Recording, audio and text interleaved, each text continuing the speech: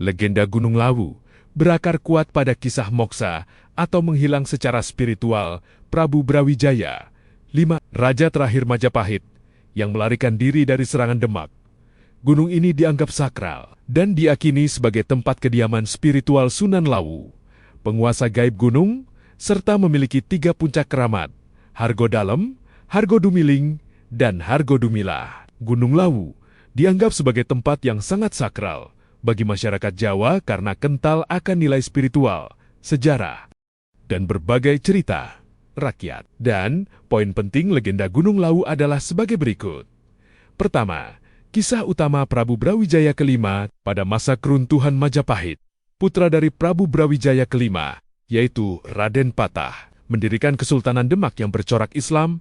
Prabu Brawijaya kelima, yang enggan masuk Islam dan berperang melawan putranya sendiri, memilih untuk mengasingkan diri bersama para pengikut setianya ke puncak Gunung Lawu.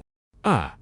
Keputusan moksa. Di puncak gunung, Sang Prabu menerima wangsit bahwa kejayaan Majapahit akan meredup. Beliau pun memutuskan menghabiskan sisa hidupnya sebagai pertapa, hingga akhirnya moksa di puncak Hargodalem. B. Sunan Lawu dan Kiai Jalak sebelum menghilang dari dunia fana. Prabu Brawijaya V menobatkan pengikutnya Dipa Menggala sebagai Sunan Gunung Lawu atau penguasa wilayah gaib, dan Wangsa Menggala sebagai Kiai Jalak.